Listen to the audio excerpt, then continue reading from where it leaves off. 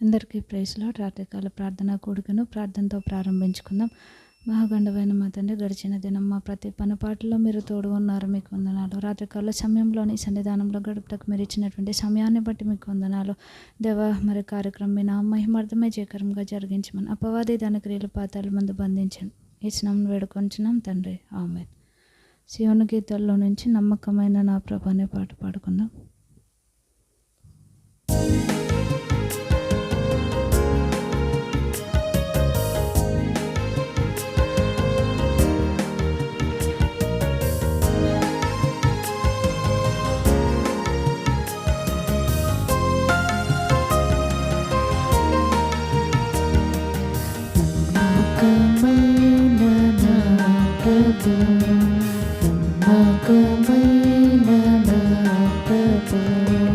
నిన్ను నే స్తుతింతును, నిన్ను నే స్తుతింతును.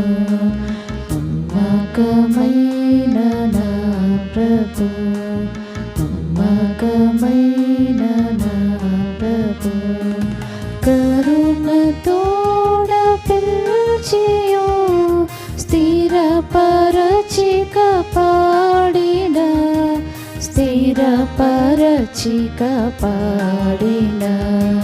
కరుణతోడ పిలిచియో స్థిరపరచి కాపాడిన, స్థిరపరచి కాపాడిన. స్థిరపరచిన నా ప్రభున్ పొగడినే స్తుతింతును. స్థిరపరచిన నా ప్రభున్ పొగడినే స్తుతింతును. నమ్మకమైన నా ప్రభు, నమ్మకమైన నా ప్రభు. ఎన్నోసార్లు నీ కృపన్ విడచియుంటినో ప్రభు, విడచియుంటినో ప్రభు. ఎన్నోసార్లు నీ కృపన్ విడచియుంటినో ప్రభు, విడచియుంటినో ప్రభు. మన్నన తోడ నీదరిన్ చేర్చినన్ క్షమించితివి. మన్నన తోడ నీదరిన్ చేర్చినన్ క్షమించితివి. నమ్మకమైన నా ప్రభు, నమ్మకమైన నా ప్రభు. కృంగియుండు వేళలో పైకి లేవనెత్తితివి, పైకి లేవనెత్తితివి. కృంగియుండు వేళలో పైకి లేవనెత్తితివి, పైకి లేవనెత్తితివి.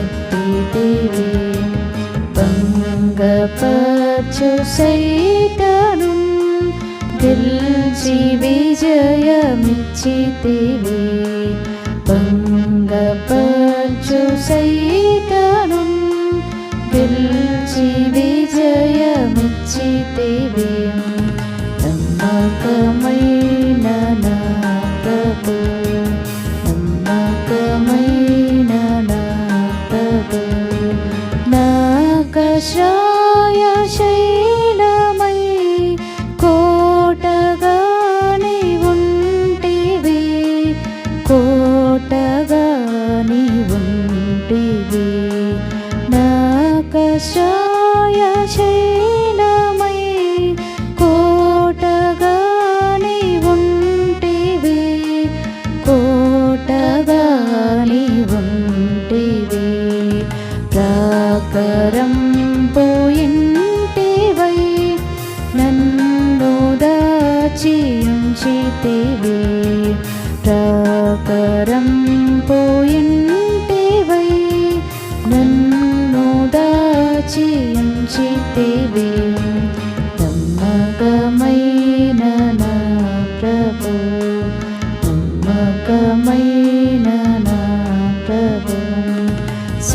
సత్య సాక్షివై ఉండి నమ్మదగిన వాడవై నమ్మదగిన వాడవై సత్య సాక్షివై ఉండి నమ్మదగిన వాడవై నమ్మదగిన వాడవై నీచుడవు మా దేవుడా ఆమేనంచు పాడేదా నీచుడవు మా దేవుడా ఆమేనంచు పాడేదా నమ్మకమైన నా ప్రభు నమ్మకమైన నా ప్రభు నిన్ను నీ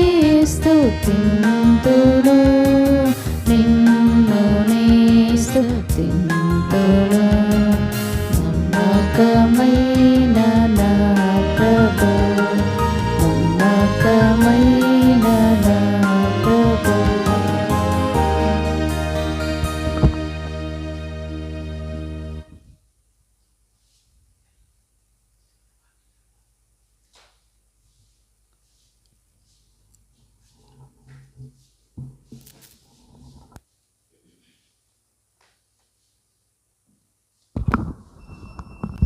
కీర్తనలు 91 చదువుకుందాం అండి. మహోన్నతిని చాటున నివసించేవాడే సర్వశక్తుని నీడను విశ్రమించేవాడు. ఆయనే నాకు ఆశ్రయము, నా కోట, నేను నమ్ముకున్న నా దేవుడని నేను యెహోవాను గురించి చెప్పుచున్నాను. వేటకాని ఊరిలో నుండి ఆయన నిన్ను విడిపించును, నాశనకరమైన తెగులు రాకుండా నిన్ను రక్షించును. ఆయన తన రెక్కలతో నిన్ను కప్పును, ఆయన రెక్కల క్రింద నీకు ఆశ్రయం కలుగును. ఆయన సత్యము కేడమును డాలునై ఉన్నది. రాత్రివేళ కలుగు భయమునకైనను, పగటివేళ ఎగురు బాణమునకైనను, చీకటిలో సంచరించు తెగులకైనను, మధ్యాహ్నమందు పాడుచే రోగమునకైనను నీవు భయపడుకుందువు. నీ ప్రక్కన 1000 మంది పడినను, నీ కుడి ప్రక్కన 10,000 మంది కూలినను అపాయం నీ వద్దకు రాదు. నీవు కన్నులారా చూచుండగా భక్తిహీనులకు ప్రతిఫలము కలుగును. యెహోవా నీవే నా ఆశ్రయమని నీవు మహోన్నతుడైన దేవుని నీకు నివాస స్థలముగా చేసుకుని ఉన్నావు. నీకు అపాయమేమీ రాదు, ఏ తెగులను నీ గుడారమును సమీపించదు.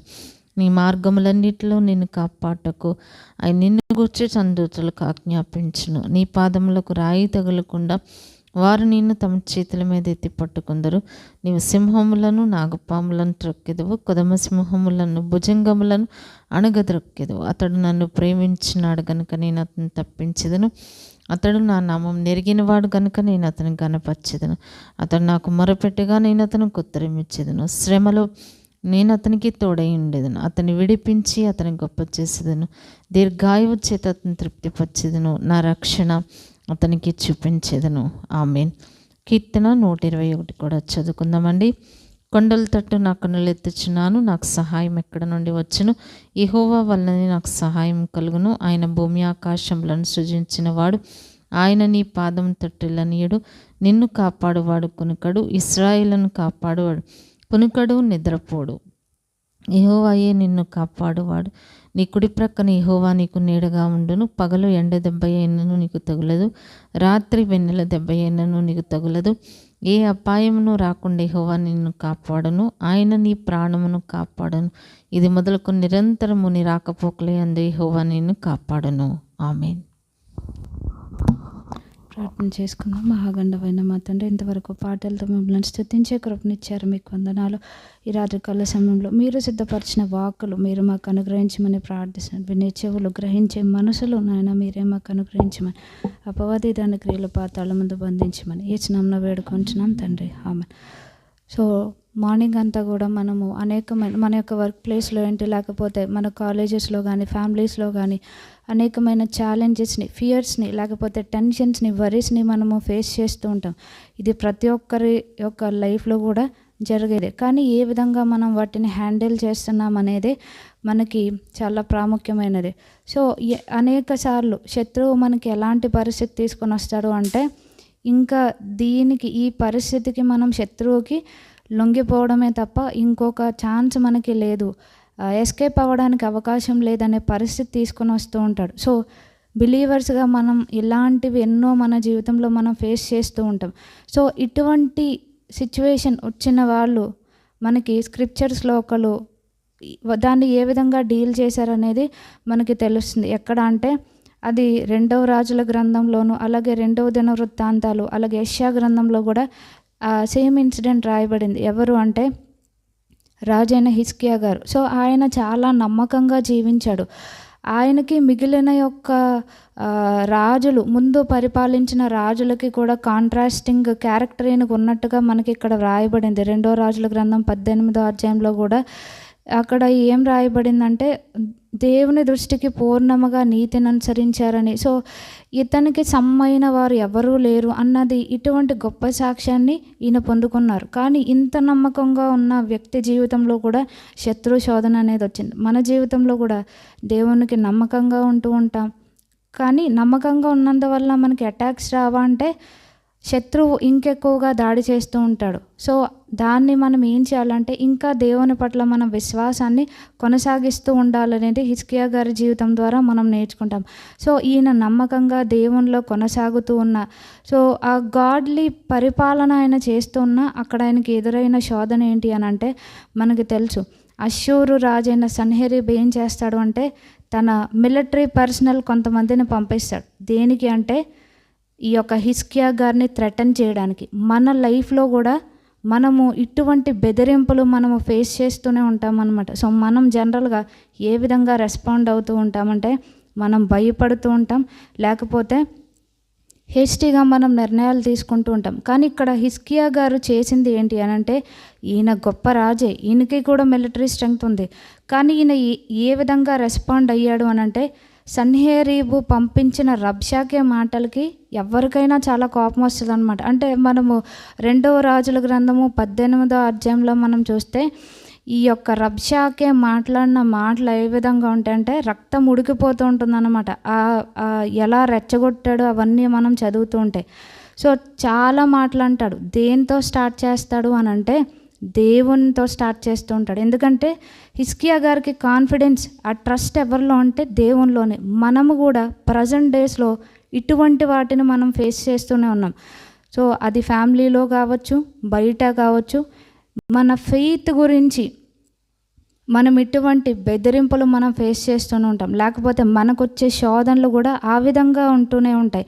సో పెర్సిక్యూషన్ వరకే మనం వెళ్ళక్కర్లే. మన జీవితంలో వచ్చే చిన్న చిన్న శోధనలు కూడా దాన్ని బట్టి మన యొక్క విశ్వాసం ఏ విధంగా ఆధారపడున్నది అనేది మనకి తెలుస్తుంది అనమాట. సో ఈ విధంగా హిజ్కియా గారు ఇటువంటి బెదిరింపులు వచ్చినప్పుడు దాన్ని ఎలా డీల్ చేశారనేది మనం చూస్తే కనుక 2వ రాజుల గ్రంథంలో ఇక్కడ రబ్షాకే చాలా భయంకరంగా మాట్లాడుతూ ఉంటాడనమాట.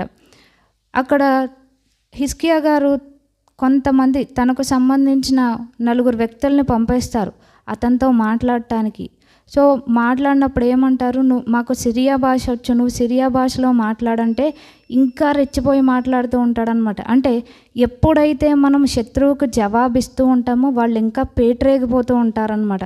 సో మనం ఏం చేయాలంటే హిజ్కియా గారు చేసిన మంచి పని ఏంటి అంటే వాడు ఎంత పేటరేగినా ఎన్ని మాట్లాడినా వీళ్ళని ఏమీ ఆన్సర్ ఇవ్వద్దు అంటారు. ఎందుకంటే ఆన్సర్ ఇవ్వకపోవడం చేతకానితనం కాదు, కానీ దేవునికి వాళ్ళు తాను అప్పగించుకున్నారనమాట. సో మాటకు మాట సమాధానం చెప్పడం అందరికీ తెలుసు, ఎవరు చెప్పలేక కాదు, భాష రాక కాదు. కానీ హిజ్కియా గారికి ఉన్నది ఏంటి అంటే దేవుని మీద విశ్వాసం అన్నమాట.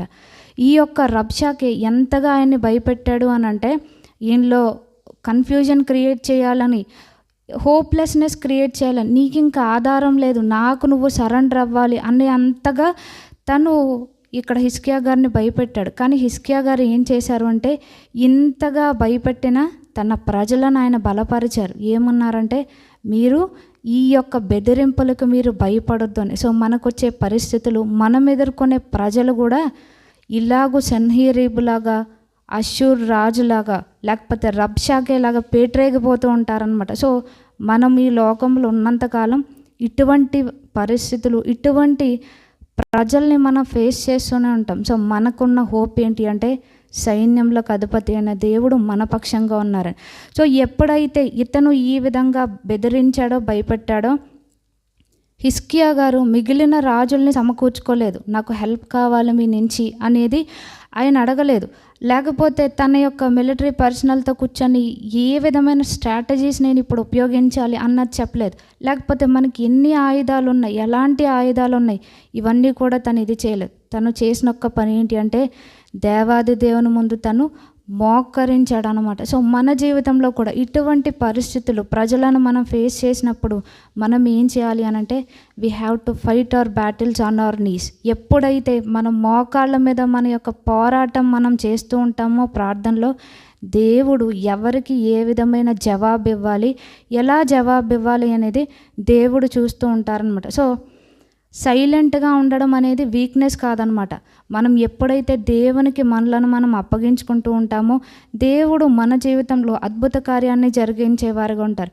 మన యొక్క పవర్ కొంత మట్టుకే ఉంటుంది, కానీ దేవుడు దెబ్బ కొడితే ఏ విధంగా ఉంటుంది అనేది మనకి 2 రాజులు 19వ అధ్యాయంలో మనకు కనిపిస్తుంది అనమాట. సో హిజ్కియా గారు ఏం చేశారు, దేవుని సన్నిధానంలోనికి వెళ్ళి మొరపెట్టారు. శత్రువు పబ్లిక్లో వీళ్ళని అవమానపరచాలని అక్కడ అరుస్తూ ఉన్నాడు, కానీ హిజ్కియా గారు హీ ప్రేడ్ ఇన్ ప్రైవేట్. మనము కూడా ఎప్పుడైతే వ్యక్తిగతంగా మనము రహస్యంగా దేవునికి మొరపెడుతూ ఉంటామో దేవుడు మన పక్షంగా కార్యాలు జరిగించేవారుగా ఉంటారు. శత్రువు ఎంచుకున్న స్ట్రాటజీ ఏంటంటే ఈ యొక్క హిజ్కియా గారిని భయపెట్టాలి అనేది ఎంచుకున్నాడు అనమాట. సో తన ప్రగల్భాలు అదే విధంగా ఉంది. నిజంగా చెప్పుకోవాలంటే వాళ్ళు అచీవ్ చేసిన సక్సెస్ ఆ ట్రాక్ రికార్డ్ చూసినా అలాగే ఉంది. ఎందుకంటే అనేకమైన రాజ్యాలను వాళ్ళని నాశనం చేశారు. వాళ్ళ ట్రాక్ రికార్డ్ పరిశీలించినా వాళ్ళు పవర్ఫుల్గానే కనిపిస్తున్నారు, కానీ దానికంటే మించిన శక్తి గలవాడు నా దేవుడు అని అక్కడ హిజ్కియా గారు నమ్మారనమాట. సో ఇక్కడ ఇంటిమిడేట్ చేయడం అనేది శత్రువు ఎంచుకున్నాడు, కానీ హిజ్కియా గారు ఎంచుకున్నది ఏంటి అంటే ఇంటర్సెషన్, దేవుని సన్నిధిలో విజ్ఞాపన చేయడం అనేది ఎంచుకున్నారు. మనము కూడా ఏదైనా శోధన రాగానే మనం ఎలా రెస్పాండ్ అవుతామంటే జనరల్గా మనము పానిక్ అవుతూ ఉంటాం. దేవుని మీద మనం ఆధారపడటం కంటే మనుషుల్ని ఎక్కువగా ఆశ్రయిస్తుంటాం. పలానా సమస్య వచ్చింది, ఏ విధంగా డీల్ చేయాలి అనేది మనం ఈ విధంగా మనుషుల మీద మనం రిలే అవుతూ ఉంటాం. కానీ హిజ్కియా గారు ఏం చేశారంటే దేవుని మీద ఆధారపడినట్టుగా మనం చూస్తున్నాం. సో ఆయన ఆ యొక్క బెదిరింపులకి భయపడలేదు, ఈయన పోరాడలేదు, కానీ ఆ యొక్క పోరాటంను ముగించి విజయాన్నిచ్చే దేవునికి తను అప్పగించుకున్నట్టుగా మనం చూస్తున్నాం. సో హిజ్కియా గారు ఏ విధంగా రెస్పాండ్ అయ్యారనేది మనం చూస్తే కనుక దేవుని సన్నిధిలోనికి వెళ్ళి ప్రార్థించారు. అలాగే ప్రవక్త అయిన యెషయా గారి దగ్గర కూడా తన యొక్క సంబంధించిన ప్రజలను పంపించారు, మా కొరకు ప్రార్థించు అని. సో ఎప్పుడైతే ప్రార్థిస్తారో దేవుడు వాళ్ళకి జవాబిచ్చినట్టుగా చూస్తాం.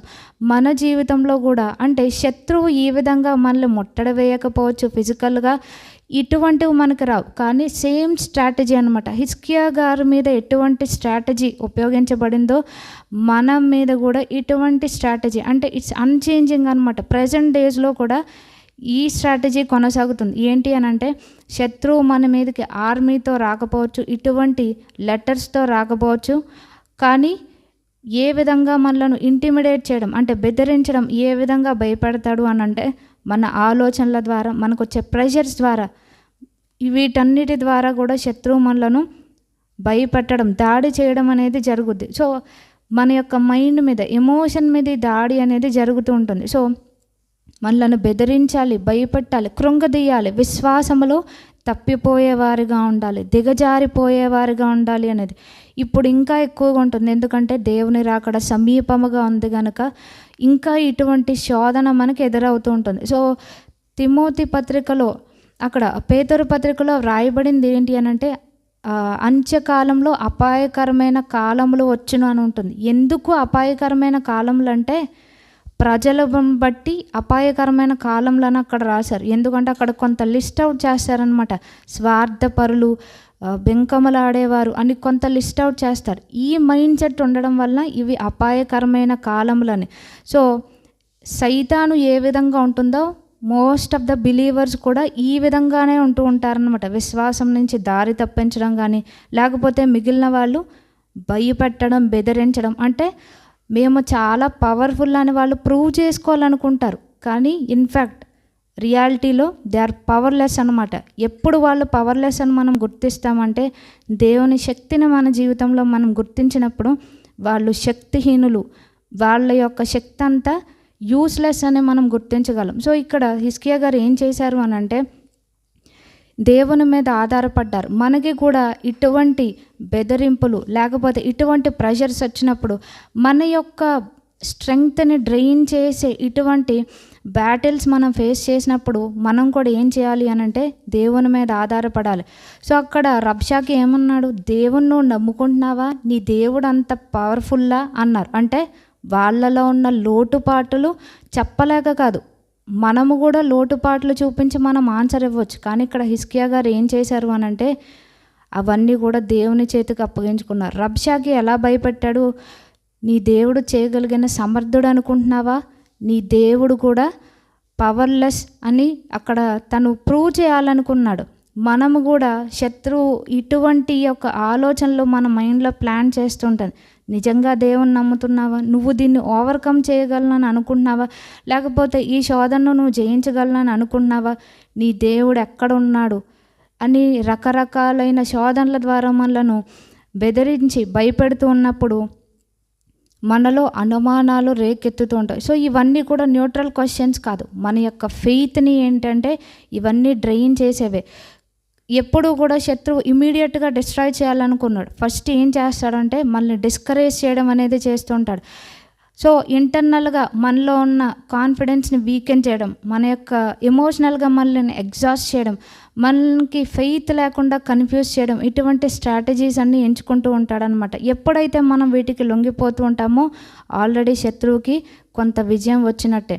సో ఏ విధంగా సన్హెరీబు హిజ్కియా గారికి ఆ యొక్క బెదిరింపు ఉత్తరం పంపించాడో మన జీవితంలో ఇప్పుడు ఏ విధంగా కనెక్ట్ అవుతుంది అంటే అదొక మెడికల్ రిపోర్టే కావచ్చు, లేకపోతే మన యొక్క ఫైనాన్షియల్ స్టేటసే కానీ, లేకపోతే మనం ఎదుర్కొంటున్న రిజెక్షనే కానీ, లేకపోతే మన పాస్ట్ ఫెయిల్యూర్స్ ఏదైతే ఇంకా మన మైండ్లో రీప్లే అవుతున్నాయో, అనేక సార్లు మనము ఎన్నో రాత్రులు దుఃఖంతో గడిపిన యొక్క నైట్స్ మన జీవితంలో ఉంటుంటాయి. అవన్నీ కూడా మనకి రిమైండ్ చేస్తూ ఉంటాడనమాట. సో నువ్వు దేవుని నమ్మావు కదా, కానీ ఈసారి నీకు ఈ విధంగా జరగదు అనేది మనకి పదే పదే చెప్తూ ఉంటాడనమాట. కానీ హిజ్కియా గారు ఏం చేశారు, శత్రువుకి అక్కడ రిప్లై ఇవ్వలేదన్నమాట. శత్రువు పంపించిన మెసేజ్ని దేవుని సన్నిధానంలో పెట్టారు. సో మనకు వచ్చే ఇటువంటి థాట్స్తో మనం ఆర్గ్యూ చేయకూడదు. ఇంకా ఎనిమికి మనల్ని మనం ఎక్స్ప్లెయిన్ చేయాలనుకునే ప్రయత్నం మనం ఎప్పుడూ చేయకూడదు. ఏం చేయాలి అని అంటే హిజ్కియా గారు ఏం చేశారు అని అంటే 2వ రాజుల గ్రంథం 19వ అధ్యాయంలో 14వ వచనంలో హిజ్కియా దూతల చేతిలో నుండి ఆ ఉత్తరము తీసుకుని చదివి యెహోవా మందిరంలోనికి పోయి యెహోవా సన్నిధిని దాన్ని విప్పి పరిచి, సో ఆ యొక్క లెటర్ని దేవుని సన్నిధానంలో పెట్టినట్టుగా మనం చూస్తున్నాం. అంటే ఎగ్జాక్ట్ బెదిరింపులు వాడు ఏం చేశాడో దేవుని సన్నిధానంలో పెట్టారనమాట. మనము కూడా ఏం చేయాలి అంటే మన యొక్క విశ్వాసాన్ని కదిలించి ఇటువంటి శోధనలు వచ్చినప్పుడు మనము కూడా ఏం చేయాలి, దేవుని సన్నిధిలో వీటిని పెట్టేవారుగా ఉండాలి. సో ఆ బెదిరింపులు మనం కంట్రోల్ చేయలేం, కానీ మన యొక్క రెస్పాన్స్ని మనం కంట్రోల్ చేసుకోవచ్చు అనమాట. అక్కడ శత్రువు బెదిరించాడు, భయపెట్టాడు, కానీ హిజ్కియా గారు రిప్లై ఇవ్వలేదన్నమాట. సో ఆయన దేవుని యొక్క జవాబు కొరకు ఆయన ఎదురు చూశాడు. అక్కడ దేవుడు ఇంటర్ఫీర్ అవ్వాలని ఆయన కోరుకున్నారనమాట. సో అక్కడ శత్రువు ఏం చేసిన మనల్ని ప్రొవోక్ చేసే విధంగా శత్రువు ప్రయత్నిస్తూ ఉంటాడనమాట. కానీ దేవుడు మన నుంచి ఏం కోరుకుంటారంటే ఇటువంటి పరిస్థితుల్లో కూడా మనం ఆయన ట్రస్ట్ చేయగలుగుతున్నాం అనేది దేవుడు అది మన నుంచి ఆయన ఆశిస్తూ ఉంటారనమాట. మనం ఎప్పుడైతే శత్రువుకి రెస్పాండ్ అవ్వాలి అని అనుకుంటే కనుక శత్రువుకి అది లీగల్ గ్రౌండ్గా అవుతుంది. లేదు మన యొక్క ఎమోషన్స్లో మనం డ్రైన్ అయితే కనుక శత్రువు బలాన్ని పొందుకుంటాడు.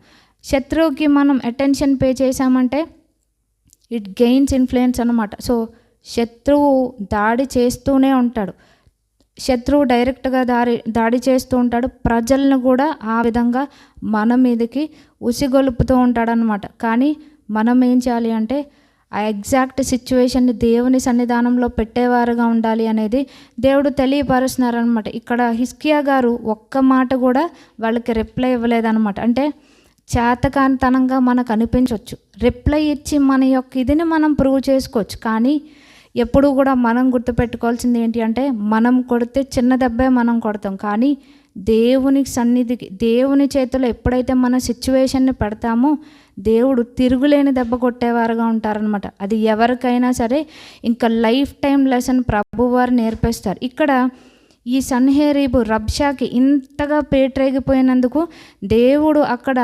ఆయన ఇంటర్ఫీర్ అయినట్టుగా మనం చూస్తున్నాం. సో మనం ఇటువంటి బ్యాట్లింగ్లో మనం కూడా హిజ్కియా గారిలా రెస్పాండ్ అవ్వాలి అనేది దేవుడు తెలియపరుస్తున్నారనమాట. సో ఇక్కడ రబ్షాకే వచ్చి ఇంతలా భయపెట్టినప్పుడు అసలు హిజ్కియా గారికి ఏం చేయాలో ముందుగా దానికంతా ఆయన కన్ఫ్యూజ్ అవుతూ ఉంటారు. కానీ అటువంటి పరిస్థితుల్లో ఆయన ఒక మంచి నిర్ణయం తీసుకున్నారనమాట. ఏంటంటే ఆయన దేవుని సన్నిధానంలోనికి వెళ్ళారు. మనము కూడా ఏం చేయాలి అని అంటే, మొట్టమొదటిగా దేవుని సన్నిధిని మనం ఆశ్రయించేవారుగా ఉండాలి. సో తనకి సంబంధించిన 4 వ్యక్తులను ప్రవక్త యెషయా గారి దగ్గరికి కూడా పంపించారు. ఎందుకంటే దేవుని ఆలోచన ఏంటి అనేది కనిపెట్టడం కొరకు. మనము కూడా ఏదైనా శోధన వచ్చినప్పుడు వాళ్ళని వీళ్ళని అడిగే కంటే ఫస్ట్ ఏం చేయాలంటే, మనకెప్పుడు దేవుని సన్నిధిలో మన యొక్క సమస్యను పెట్టడం అనేది మనకి ఆప్షనల్గా ఉంటుంది. మనకున్న ప్లాన్స్ అన్నీ ఫెయిల్ అయ్యాక అప్పుడు దేవుడు మనకు గుర్తొస్తారనమాట. కానీ హిజ్కియా గారికి దేవుడు ఎప్పుడు గుర్తొచ్చాడు అంటే, ఆయన ప్లాన్ ఏ దేవుని సన్నిధిలో సరెండర్ చేయాలని అనుకున్నారు. సో ఆయన దేవుని సన్నిధిని ఆశ్రయించారు. మనం కూడా ఏంటి అంటే, దేవుని సన్నిధిని ఆప్షనల్గా బ్యాకప్ ప్లాన్గా కాదు, కానీ మన యొక్క అల్టిమేట్ ప్లానే దేవుని సన్నిధానంలో మనం ఎదుర్కొనే దాన్ని పెట్టేదిగా ఉండాలి అనేది దేవుడు మనకి తెలియపరుస్తున్నారనమాట. సో ఆయనకు కూడా ఆ పరిస్థితి అంతా చూసినప్పుడు ఆయన భయపడ్డాడు, కానీ ఆయన ఏం చేశారు, దేవుని సన్నిధానంలోనికి ఆయన వెళ్ళారు.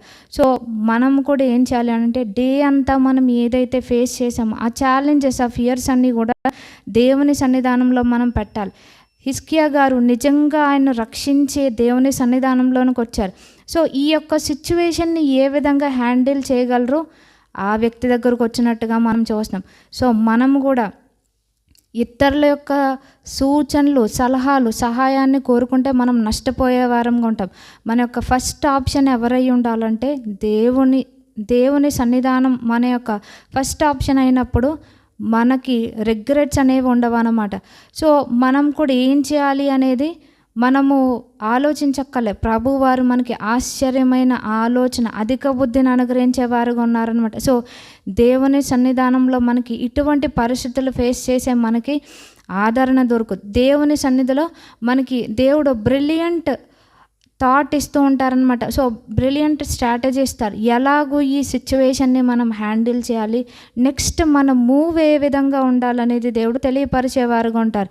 సో దేవుని సన్నిధిని ఎప్పుడైతే మనం ఆశ్రయిస్తూ ఉంటామో, శత్రువు ఏదైతే మన యొక్క ఎనర్జీని డ్రైన్ చేయాలనుకుంటాడో దాని నుంచి దేవుడు విడిపించి మరలా ఆయన బలపరిచేవారుగా ఉంటారనమాట.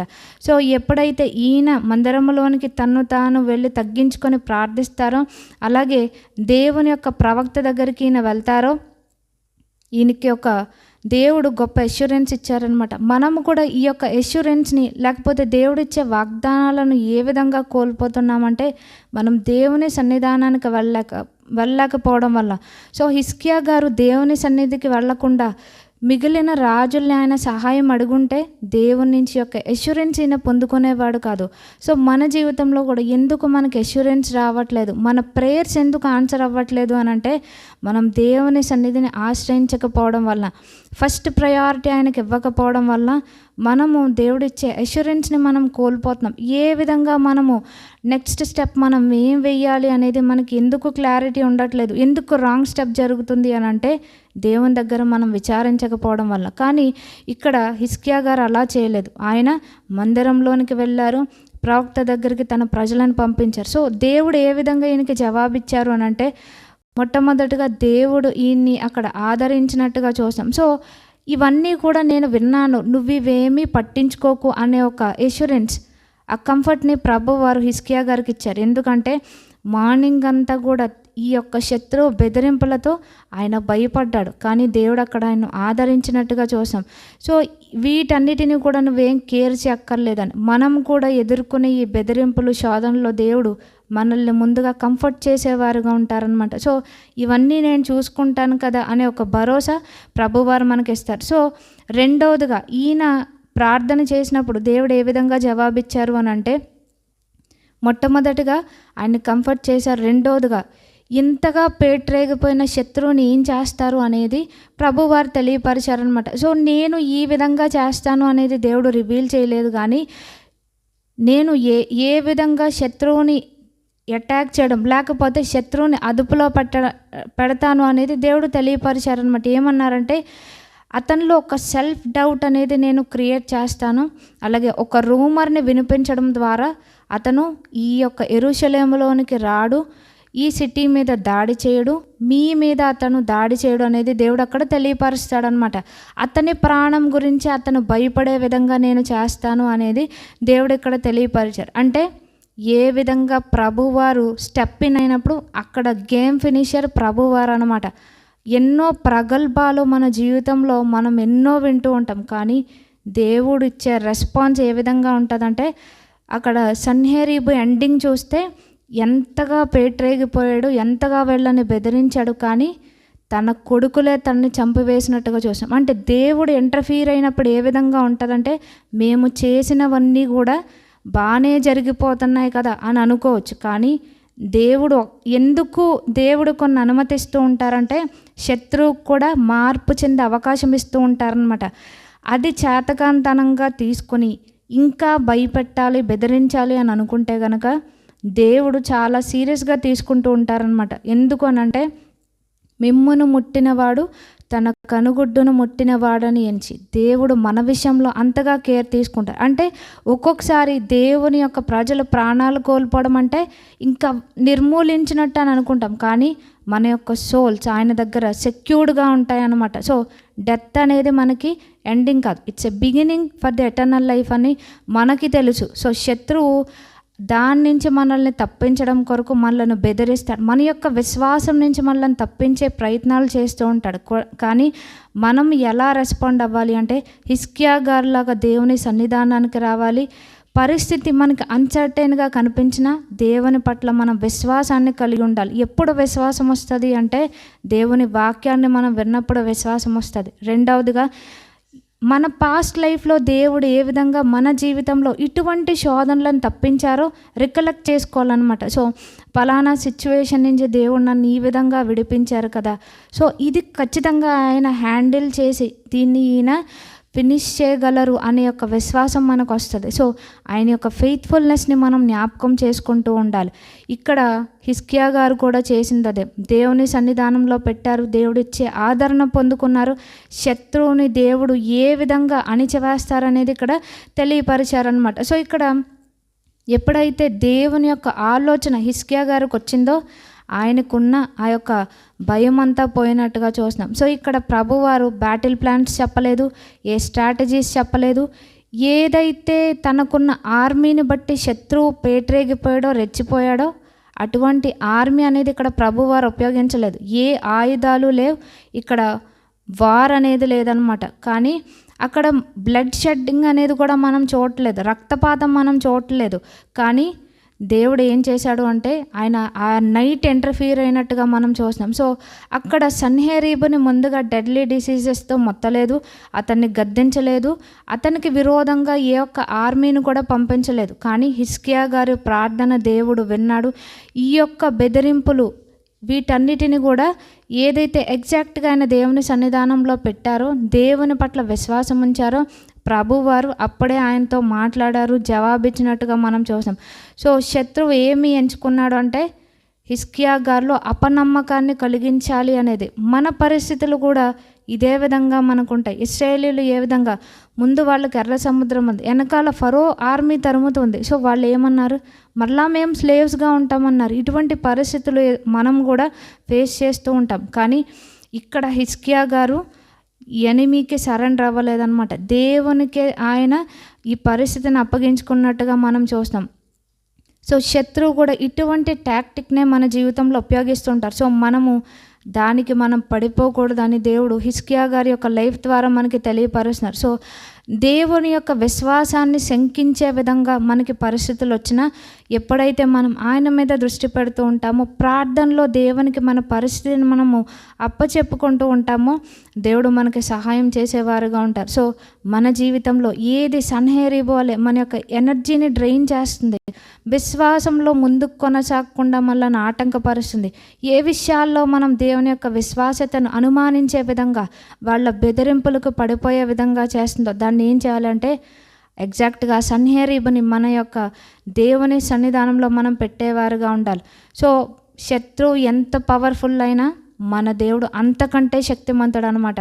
సైన్యములకు అధిపతి ఆయన, సార్వభౌముడు, ప్రతి దాని మీద కంట్రోల్ ఆయనకు ఉందని మనం గుర్తించాలన్నమాట. సో వాళ్ళకి శత్రువుకి ఎంత ట్రాక్ రికార్డ్ అయినా ఉండని, ఎన్ని అచీవ్మెంట్స్ ఉన్నా మన దేవుడు వాటికంటే గొప్పవాడని మనం గుర్తించాలన్నమాట.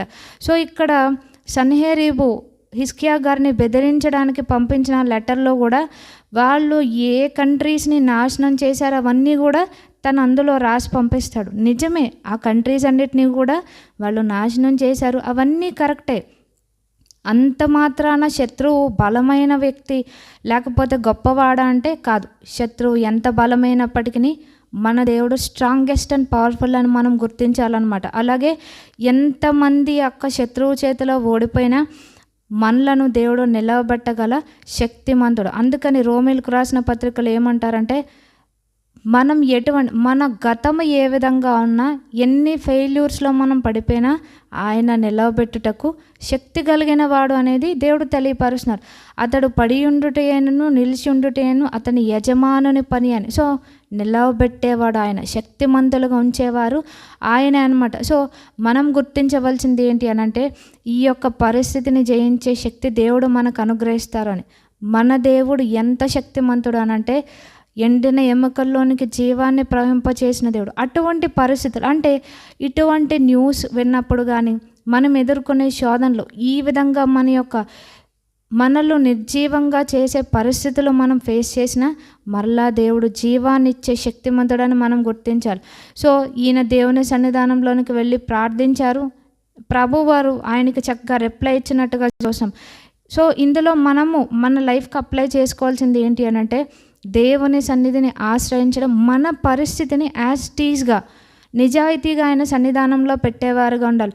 ఇక్కడ హిజ్కియా గారి ప్రార్థన చూస్తే కనుక 19వ అధ్యాయంలో ఈయన ప్రేయర్ని ఏ విధంగా స్టార్ట్ చేశారు అని అంటే, దేవుని స్తుతించడం ద్వారా. ఇక్కడ 15వ వచనంలో చూస్తే, యెహోవా సన్నిధిని ఇట్లని ప్రార్థన చేశాను అని ఇక్కడ ఏ విధంగా బిగిన్ చేస్తున్నారంటే, యెహోవా కెరూబుల మధ్య నివసించుచున్న ఇశ్రాయేలీల దేవా అంటూ ఈయన ప్రేయర్ని బిగిన్ చేశారనమాట. మనం ఏం చేస్తాం, మోకరించగానే ముందు ఊకదంపుడుగా ప్రభా ఈ శోధన వచ్చేసిందని అంటూ ఉంటాం. కానీ ఈయన ప్రేయర్ ప్యాటర్న్ మనం చూస్తే ముందుగా స్తుతితో ఆరంభించారనమాట. అంటే దేవుడు ఏ విధంగా ఉన్నారు ఆయన జీవితంలో, ఆయన ఎంత శక్తిమంతుడు అనేది అక్కడ ఆయన స్తుతి చేసినట్టుగా చూస్తాం. అందుకని పౌలు భక్తుడు కూడా ఏమన్నారంటే, ప్రతి విషయం నందును ప్రార్థన విజ్ఞాపనల ద్వారా కృతజ్ఞతాపూర్వకంగా మీ విన్నపములు దేవునికి తెలియచేయడం. సో ఆయన చేసిన మేళ్లను మనం జ్ఞాపకం చేసుకొని స్తుతిస్తూ ఆయన్ని ప్రార్థించాలి. ఇక్కడ హిజ్కియా గారు కూడా చేసింది అదే. ఆయన ప్రేయర్ ఏ విధంగా స్టార్ట్ చేశారు అంటే విత్ ప్రైజింగ్ అనమాట. మన జీవితంలో కూడా ఎప్పుడైతే మనం స్తుతించలేకపోతూ ఉంటామో మనము ఆయన్ని ఇంకా మనం నమ్మలేమన్నమాట. సో ఎప్పుడు ఇది చేయి అది చేయి అంటమే కాదు, ఆయన ఇచ్చిన బ్లెస్సింగ్స్ని బట్టి కూడా మనము థ్యాంక్ఫుల్ హార్ట్ కలిగి ఉండాలనే దేవుడు తెలియపరుస్తున్నారు. ఇక్కడ హిజ్కియా గారు కూడా చేసింది అదే, స్తుతించారు. అలాగే రెండవది ఏం చేశారు అని అంటే, శత్రువు చెప్పినవన్నీ కూడా కరెక్టే, నాకు ఈ విషయంలో డౌట్ ఉంది, భయం ఉంది అన్నది నిజాయితీగా ఒప్పుకున్నారనమాట. హిజ్కియా గారి ప్రేయర్లో సెకండ్ పాయింట్ ఏంటి అని అంటే, ఆయన వాస్తవ స్థితిని ఆయన ఒప్పుకున్నారు. మనం కూడా ఏం చేయాలంటే, ఈ పరిస్థితి గుండా నేను వెళ్తున్నాను ప్రభా, లేకపోతే ఈ యొక్క థాట్ ప్యాటర్న్ కానీ, లేకపోతే ఈ యొక్క పరిస్థితి కానీ నన్ను భయపెడుతుంది, లేకపోతే నాలో డౌట్ని క్రియేట్ చేస్తుంది, దీనివల్ల నేను బ్యాక్ స్లైడ్ అవుతున్నాను అనేది మనం ఆనెస్టీగా దేవుని సన్నిధానంలో పెట్టాలి. అందుకని తనకు నిజముగా మొరపెట్టు వారికి ఆయన సమీపముగా ఉన్నాడన్నారు. ఎవరికి ఆయన సమీపముగా ఉంటాడంటే నిజముగా మొరపెట్టే వారికి. చాలామంది బిలీవర్స్ ప్రేయర్స్లో ఏముంటుందంటే వాళ్ళ గొప్పలు పరిసైల్లో చెప్పుకుంటూ ఉంటారు. ఇక్కడ హిజ్కియా గారు అలా చేయలేదు. తనకున్న భయాన్ని, తనకున్న డౌట్స్ని అంతా కూడా దేవుని సన్నిధిలో ఆయన ఎగ్జాక్ట్గా పెట్టారనమాట. ఆయన ఇంకొకటి చేసింది ఏంటి అంటే అక్కడ ఉన్న సబ్జెక్ట్ క్లియర్గా ప్రభువారి ముందు పెట్టారు. జనరల్గా మనం ఏంటేంటో చేస్తూ ఉంటాం ప్రేయర్లో, కానీ ఏ విధంగా హిజ్కియా గారు ప్రార్థించారనేది మనం స్టడీ చేస్తే మన ప్రేయర్ ప్యాటర్న్ కూడా ఏ విధంగా ఉండాలి, మనం ఇటువంటి శోధనలు ఎదుర్కొంటున్నప్పుడు అనేది మనకి తెలుస్తుంది. అలాగే ఈయన వాస్తవ స్థితిని పెట్టడం తర్వాత ఫోర్త్ది ఆయన చేసింది ఏంటంటే మరలా దేవుణ్ణి స్తుతించినట్టుగా మనం చూస్తాం. ఈ 19th చాప్టర్లో ఈ 14th నుంచి మనం చూస్తే కనుక 14 నుంచి 19 వర్సెస్ వరకు కూడా హిజ్కియా గారి ప్రార్థనలో ఇవన్నీ మనకు కనిపిస్తూ ఉంటాయి. సో ఫైనల్ ఈయన ఏం అడిగారు అని అంటే దేవుని యొక్క సహాయాన్ని కోరుకున్నారు. మళ్ళీ ప్రైజింగ్తోనే ముగించారనమాట. స్తుతితో దేవుణ్ణి ఈ ప్రార్థనను ఆరంభించారు. అసలు ఆయన ఎదుర్కొంటున్న ఆ సబ్జెక్ట్ ఏంటి అనేది తెలియపరిచారు. థర్డ్ది ఆయనకున్న డౌట్స్ని, ఫియర్స్ని దేవుని సన్నిధానంలో పెట్టారు. మరలా స్తుతించారు. ఫైనల్లీ దేవుని యొక్క సహాయాన్ని కోరుకున్నారు, మరలా స్తుతించారనమాట. సో దేవుడు మరలా ఈయనతో మాట్లాడారు. ఏ విధంగా ఆయన శత్రువుని డీల్ చేస్తారనేది, అలాగే దేవుడు ఏ విధంగా వీళ్ళను బ్లెస్ చేస్తారు, ఏ విధంగా ప్రొవైడ్ చేస్తారు, ఆ ప్రావిజన్ అనేది కూడా ఇక్కడ దేవుడు తెలియపరిచారనమాట. సో దేవుడు ఏ విధంగా పనిచేశారు అని అంటే ఆ రోజు ఆయన ప్రార్థించారు. ద వెరీ సేమ్ నైట్ దేవుడు చేసింది ఏంటి అని అంటే 35వ అధ్యాయంలో ఆ రాత్రియే యెహోవా దూత బయలుదేరి అష్షూరు వారి దండుపేటలో వచ్చి 185,000 మందిని హతము చేసిన. ఉదయంన జనులు లేచి చూడగా వారందరూ మృత కళేబరములయ్యుండిరి. ఏ ఆర్మీని చూసుకొని, ఏ బలగాన్ని చూసుకొని శత్రువు రెచ్చిపోయాడో దాన్నే దేవుడు నిర్మూలించినట్టుగా చూస్తాం. ఇంకా హిజ్కియా గారిని బెదిరించినప్పుడు అక్కడ వాళ్ళు ఏం వాడతారంటే, మన యొక్క కామన్ టర్మ్స్లో చెప్పుకోవాలంటే నీకు 2,000 రథాలు ఇస్తాను, దమ్ముంటే దీంతో నువ్వు యుద్ధం చేయి, నేనే నీకు రథాలను ఇస్తాను అన్నాడు. కానీ అంతగా తను ప్రొవోక్ చేశాడు. కానీ ఏ ఆర్మీని చూసుకొని, తనకున్న బలగాన్ని చూసుకొని వీళ్ళను బెదిరించాడో, దేవుని ప్రజలను బెదిరించాడో, దేవుడు ఏం చేశాడు అంటే ద వెరీ సేమ్ నైట్ హిజ్కియా గారి ప్రేయర్కి ఆన్సర్ వచ్చింది. అలాగే శత్రువుకు కూడా దేవుడు జవాబిచ్చాడు. సో తన ఆర్మీ 185,000 మంది అక్కడ చనిపోయినట్టుగా చూసినాం. దేవుడు తన దూతను పంపి ఆ రాత్రికాల సమయంలో ఆయన దాన్ని ఫినిష్ చేశారనమాట. మనం కూడా మార్నింగ్ ప్రేయర్స్ చేసి ఉండొచ్చు, ఏంటి ఇంకా మన జీవితంలో కార్యం జరగలేదు అని అనుకోవచ్చు. సో దేవుడు నైట్ మన జీవితంలో ఇంటర్వ్యూన ఆయన అవుతూ ఉంటారు. సో దేవుడు సైలెంట్గా ఉన్నట్టు మనకు అనిపిస్తుంది, కానీ ఆయన నైట్ షిఫ్ట్స్లో కూడా మనకి పని చేస్తుంటారు. మనం ప్రతిరోజు రాత్రి చదువుకుంటూ ఉంటాం, ఇశ్రాయేలును కాపాడువాడు కునుకడు నిద్రపోడని. మెకానికల్గా మనం చదువుకుంటాం, అది ఈ యొక్క సిచ్యువేషన్లో మనకి ప్రూవ్ అయ్యిందనమాట. సో మనం నిద్రపోయిన అనేక సార్లు మనము బాధభరితమైన హృదయాలతో మనం నిద్రపోయిన నెక్స్ట్ డే ఏం చేయాలి, ఈ పరిస్థితిని ఏ విధంగా ఓవర్కమ్ చేయాలి అనే యొక్క భయముతో మనము అటువంటి అనుమానంతో మనం ఉన్న దేవుడు మనకి ఆ నైట్ టైం దేవుడు ప్రతిదీ కూడా సెటరేట్ చేసేవారుగా ఉంటారు. ఇది ఎవరికి అంటే దేవుని ప్రజలకు మాత్రమే ఎక్స్క్లూజివ్గా దేవుడు ఇచ్చేది. సో ఇక్కడ హిజ్కియా గారి విషయంలో దేవుడు ఏ విధంగా ఇంటర్ఫీర్ అయ్యారు అనేది చూసాం. ఉదయం లేవగా అందరూ కూడా అక్కడ డెడ్ కార్ప్సెస్ వాళ్ళు చూసారనమాట. సో ఇంత శవాలను చూసినప్పుడు వాళ్ళకి భయం ఏ రేంజ్లో ఉంటుందో మనం ఒకసారి దాన్ని ఊహించుకోవచ్చు అన్నమాట. సో మన జీవితంలో కూడా ఇటువంటి పరిస్థితులు ఎదురైనప్పుడు మనం ప్యానిక్ అవ్వక్కర్లేదు. దేవుడు ఏం చెప్తున్నారంటే ఏ విధంగా హిజ్కియా గారు దేవుని దగ్గర ఆయన సన్నిధిలో తన ప్రతి పరిస్థితిని పెట్టారు, దేవుని ఆశ్రయించారు. మనము కూడా దేవుడి రాత్రికాల సమయంలో మన జీవితంలో ఆయన ఇంటర్ఫీర్ అవ్వాలి అని అంటే మనము కూడా దేవుని సన్నిధానంలో మన వాస్తవ స్థితిని పెట్టేవారుగా ఉండాలి. మరలా మనం ఆయన యందు నమ్మకం ఉంచాలి. ఆయన మన జీవితంలో చేసిన వాటిని మనము రికలెక్ట్ చేసుకోవాలి. ఆయన ఎప్పుడూ కూడా నమ్మదగిన వాడనే విశ్వాసం మనకు ఉండాలని దేవుడు తెలియపరుస్తున్నారు. సో మనలో ఎన్ని భయాలున్నా, ఎన్ని క్వశ్చన్స్ ఉన్నా, శత్రువు యొక్క వాయిస్ ఇంకా మన యొక్క మైండ్లో ఉంటూ ఉన్నా, నువ్వు దీన్ని తప్పించుకోగలవా, దీన్ని ఓవర్కమ్ చేయగలవా అనే వాయిసెస్ మనకి వినబడుతూ ఉన్నా మనం ఏం చేయాలి అంటే దానికి మనము మన యొక్క ఫెయిత్ని మనము కోల్పోవాల్సిన అవసరం లేదు. సో ఛాలెంజ్ ఏంటి అని అంటే మనం ఏ విధంగా రెస్పాండ్ అవుతున్నాం. ప్రతి వాయిస్కి, ప్రతి థ్రెట్కి మనం జవాబు ఇవ్వక్కర్లే.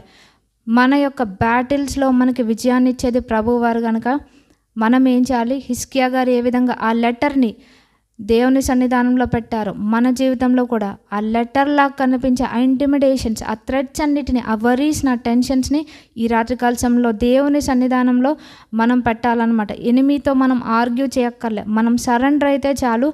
ప్రభు వారు ఏం చేస్తారు అని అంటే దేవుడు మన పక్షముగా యుద్ధం జరిగించి దాన్ని ముగించేవారుగా ఉంటారు.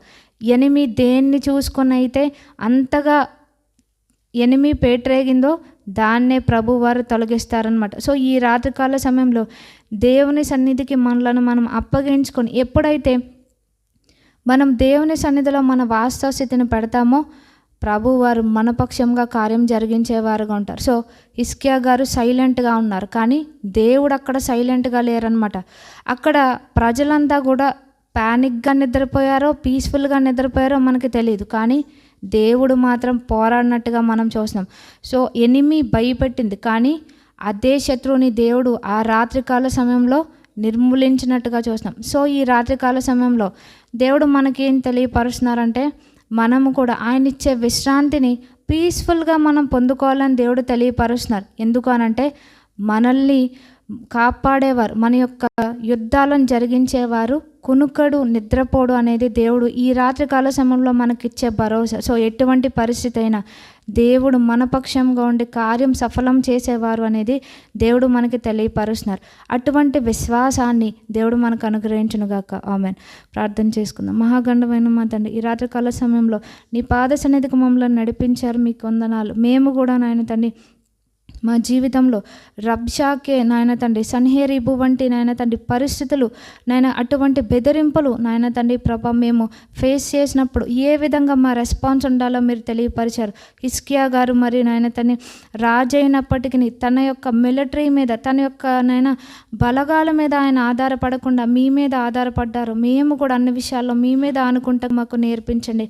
ఆయన మీ యొక్క మందిరంలోనికి వచ్చి నాయన తండ్రి ఆ లేఖను మీ సన్నిధానంలో పెట్టి ఆయన ఏ విధంగా ప్రార్థించారు, అటువంటి ప్రార్థన మాకు నేర్పించండి.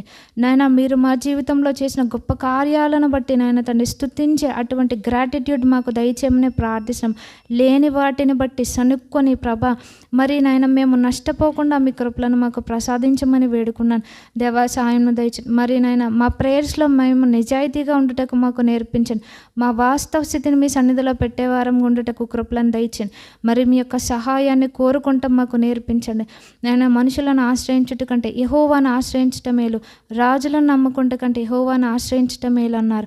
ప్రభా మరి మీ సన్నిధానానికి రావడం, మీ సన్నిధిలో మొరపెట్టడం అనేది మా జీవితంలో బ్యాకప్ ప్లాన్గా కాదు, కానీ ప్రభా అది మాకు ఫస్ట్ ప్రయారిటీగా ఉండటకు మాకు నేర్పించమని వేడుకున్నాను.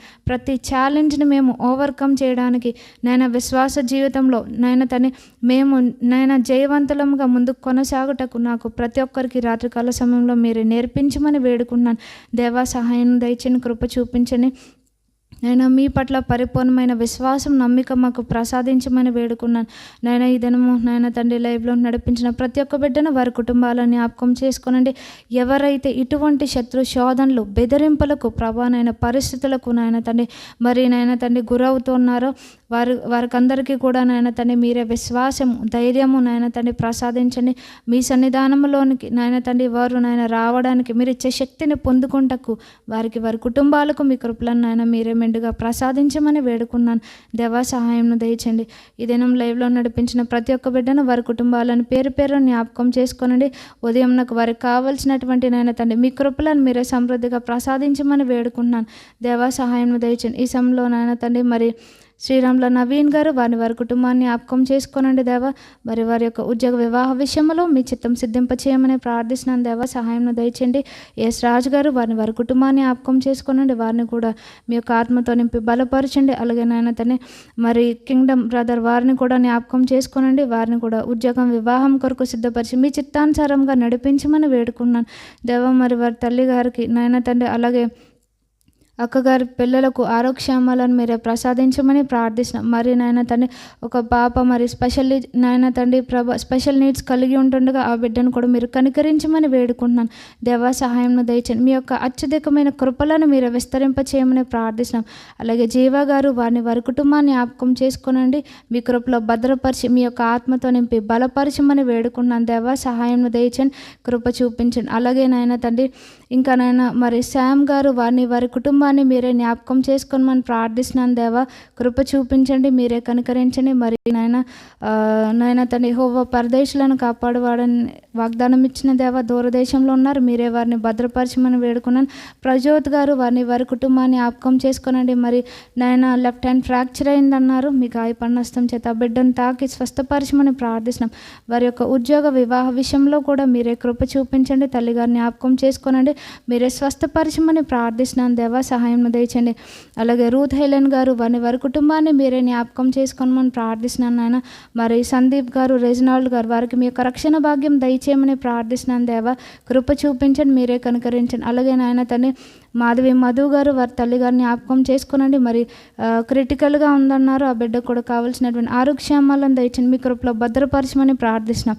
దేవా మేము కూడా మా జీవితంలో శత్రు శోధనలకు కరెక్ట్గా గాడ్లీ రెస్పాన్స్ కలిగి ఉంటకు మాకు నేర్పించమని ప్రార్థిస్తున్నాను. దేవా సహాయం దయచేయండి. మరి నాయన తండ్రి పగ తీర్చుట ప్రతిఫలం ఇచ్చుట నా పని అన్నావు ప్రభా, మేము మీ మీద అనుకుంటకు మాకు ప్రతి ఒక్కరికి నాయన మీరే నేర్పించమని దుష్టుని కార్యం లయపరిచి మీ రాకడ కొరకు మమ్మల్ని సిద్ధపరచండి. మా జీవితాల్లో ఏదైతే మీ రాకడలు ఎత్తబడకుండా మమ్మల్ని ఆటంకపరిచేదిగా ఉందో దాన్ని మా జీవితాల్లో నుంచి తొలగించుకుంటకు మీ కృపలను మాకు అనుగ్రహించమని యేసు నామమున వేడుకుంటున్నాం తండ్రి, ఆమేన్. పరలోకమందున మా తండ్రి, మీ నామం పరిశుద్ధపరచబడును గాక, మీ రాజ్యం వచ్చును గాక, మీ చిత్తం పరలోకమందు నెరవేర్చబడినట్లు భూమి అని నెరవేరబడును గాక. మా దినహారం నేడు మాకు దయచేయం. మళ్ళీ అపరాధం చేసిన వారిని మేము క్షమించిన ప్రకారం మా అపరాధములను క్షమించము. మమ్మను శోధనలో తేక దృష్టిని తప్పించము. రాజ్యము శక్తి మహిమ బలం నిరంతరం నీదేనా మా తండ్రి, ఆమేన్. ఆమేన్. దయగల మా తండ్రి సమలో నాయన తండ్రి మరి ఖమ్మం ప్రతాప్ గారి కొరకు ప్రార్థిస్తున్నాం. నాయన తండ్రి మరి వారి యొక్క చెల్లి గారిని జ్ఞాపకం చేసుకోనండి. కిడ్నీలో స్టోన్స్ ఉన్నాయన్నారు నాయన తండ్రి, వాటిని మీరే కరిగించి వేసాం. పూర్ణ స్వస్థత దయచేయమని ప్రార్థిస్తాం. డైట్ కూడా ఏ విధంగా తీసుకోవాలో మీరు అటువంటి దైవికమైన జ్ఞానంను వివేకంను ప్రసాదించండి. మరి వారి యొక్క ఆర్థిక పరిస్థితులు కూడా మీరే సరిచేసి వారిని కూడా నాయన తండ్రి ఉద్యోగ వివాహ విషయంలో మీ కృప చూపించండి. మరి మీ పరిచయలో వాడబడినట్లుగా వారికి మీ యొక్క ఆత్మాభిషేకం అనుగ్రహించమని యేసు నామమున వేడుకుంటున్నాం తండ్రి, ఆమేన్. ఆమేన్. మన తండ్రి అయిన దేవుని ప్రేమ, ప్రభువైన యేసుక్రీస్తు వారి యొక్క కృప, పరిశుద్ధాత్మక సహవాసం ఇప్పుడు సదాకాలం తోడైన మనలను ఆయన రాకడకు ప్రయత్పరచును గాక. ఆమేన్. అందరికీ ప్రైజ్ లార్డ్.